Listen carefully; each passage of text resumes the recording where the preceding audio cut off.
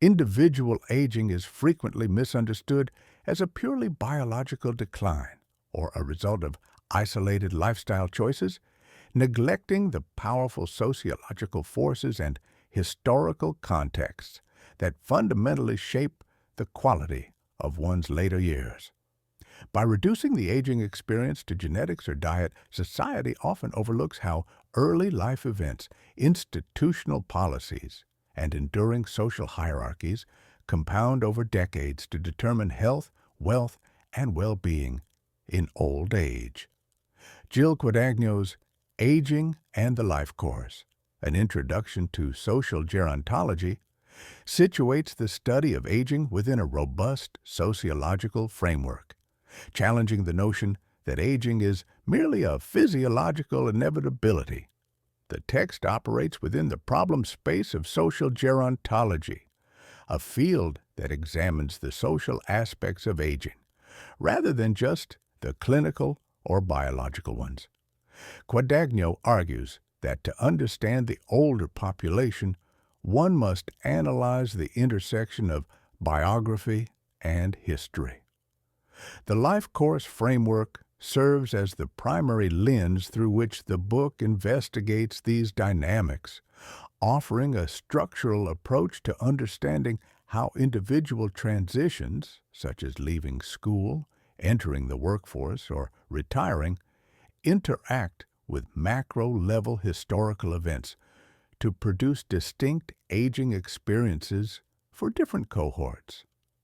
The book further contextualizes aging by addressing the pressing demographic shifts facing the global population. As the number of older adults increases, significant pressure is placed on the welfare state, specifically regarding systems of support like Social Security, Medicare, and long-term care.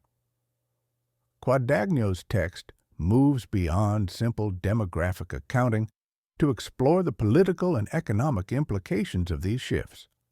It frames the aging process not just as a personal journey, but as a public policy challenge, debating the future of social contracts and the persistent inequalities that bifurcate the experiences of the elderly based on race, ethnicity, and gender. By focusing on social gerontology, the book prepares readers to engage with the complexities of family relationships, work, and the age versus need debate in public assistance. The life course framework and historical context. The cornerstone of Quadagno's analysis is the life course framework, a theoretical tool utilized to analyze how historical events and individual transitions interact to shape the aging experience. Based on the provided text, this framework posits that aging is not a static state entered at age 65, but a dynamic process that unfolds from birth. The book emphasizes that early life experiences and social structures influence the aging process long before an individual reaches old age. This perspective requires an understanding of how distinct cohorts move through time. A cohort, defined in the text, consists of individuals born during a specific time period who travel through life together, experiencing the same historical events at the same developmental stage. The text highlights that the life course is punctuated by transitions. These transitions are crucial turning points, such as marriage, employment changes, or the onset of illness. However, the impact of these transitions is heavily mediated by the historical context in which they occur. Quadagno illustrates that the timing of these events matters. The social and economic opportunities available to a specific cohort determine their trajectory. For students of sociology, this framework provides a method for disentangling the complex web of personal choice and structural constraint. It suggests that to support the aged, one must understand the history of the person, as the conditions of old age are often the result of decades of accumulated experience. Methodological rigor, age, period, and cohort effects. A significant portion of the text is dedicated to the conceptual and methodological issues inherent in research on aging. Quadagno provides a detailed examination of how sociologists distinguish between age, period, and cohort effects, a critical distinction for accurate data analysis. An age effect refers to a change that occurs as a result of advancing age, such as biological decline. A period effect is the impact of a historical event on the entire society. A cohort effect refers to the social change that occurs as one cohort replaces another. The text emphasizes that confusing these effects leads to flawed conclusions about the aging process. To address these methodological challenges, the book contrasts cross-sectional research with longitudinal research. Cross-sectional research, which compares people of different ages at a single point in time, is presented alongside its limitations in distinguishing between age and cohort differences.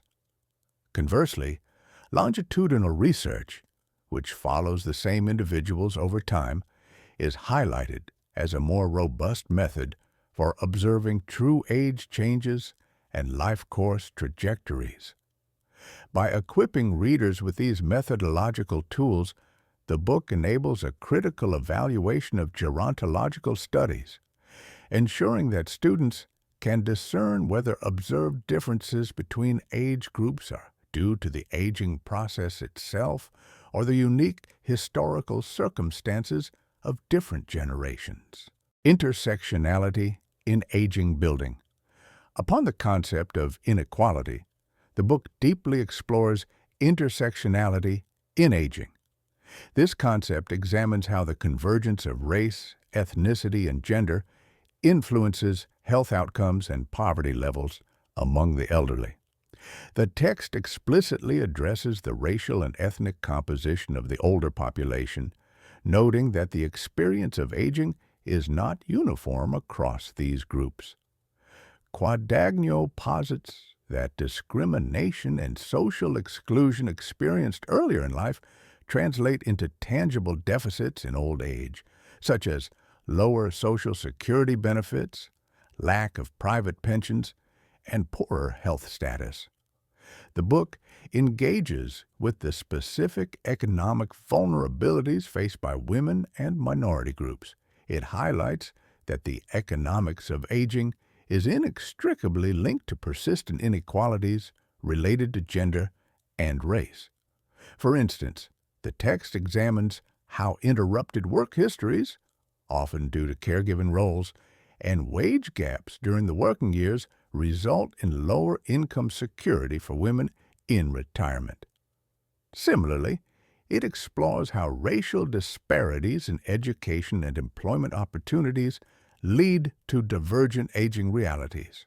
By focusing on intersectionality, the book prepares social workers and policymakers to design interventions that address the specific, overlapping needs of diverse older populations rather than applying a one-size-fits-all approach to geriatric care, the welfare state, and policy debates.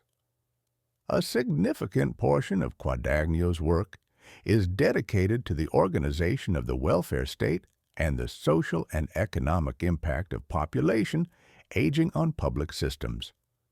The text provides a comprehensive overview of essential programs, including Social Security, Medicare, and long-term care systems. It challenges students to look beyond the mechanics of these programs to understand the political and social debates that surround them. Specifically, the book addresses the age versus need debate in public assistance, a critical discourse on whether government support should be allocated based on chronological age or demonstrated economic need. The text also incorporates contemporary debates regarding the future of Social Security, and the sustainability of the welfare state in the face of an aging global population. Quadagno utilizes the life course perspective to analyze how government policies shape the experiences of older adults, arguing that policy is not just a safety net, but a structural force that defines the boundaries of retirement and old age. The book examines the political activism of older adults, suggesting that the elderly are not merely passive recipients of care, but active participants in shaping the policies that affect them. This section serves as an essential resource for students preparing for careers in public policy, offering a clear-eyed view of the fiscal and ethical challenges facing modern governance. Careers in Social Gerontology. Finally, the text serves as a practical guide for expanding career opportunities in the field. Chapter 1 details the role of the gerontological specialist and outlines the path to becoming one. The book describes the field of gerontology as multidisciplinary, encompassing the social, psychological, and biological aspects of aging. It highlights that as the population ages, the demand for professionals who understand the complexities of the life course will grow. The text delineates various sectors where gerontological knowledge is essential, from direct social work and healthcare to public policy and advocacy. By explicitly discussing careers in social gerontology, Quadagno bridges the gap between theoretical knowledge and professional application. The book encourages students to view gerontology not just as an academic pursuit, but as a vital profession capable of influencing the quality of life for millions. It frames the study of aging as a dynamic and expanding field, offering students a roadmap for how they can contribute to the well-being of an aging society through specialized knowledge and advocacy. Conclusion: Aging and the Life Course. An introduction to social gerontology offers a sophisticated lens through which to view the aging process, moving the conversation beyond biological inevitability to one of social construction and historical context. By anchoring the study in the life course framework and the theory of cumulative inequality, Jill Quadagno provides a rigorous explanation of how early advantages and disadvantages ripple through time to shape the realities of old age. The book effectively dismantles common misconceptions about the elderly, replacing them with a nuanced understanding of how race, class, and gender intersect to create divergent aging experiences. For students of sociology, social work, and public policy, this text serves as a foundational resource for understanding the macro-level challenges of the 21st century. It connects the personal struggles of older adults to the broader mechanisms of the welfare state and the labor market. By rigorously defining the methods of social gerontology and addressing the critical debates surrounding Social Security and healthcare, the book equips future professionals with the intellectual tools necessary to navigate and improve the systems that support an aging global population.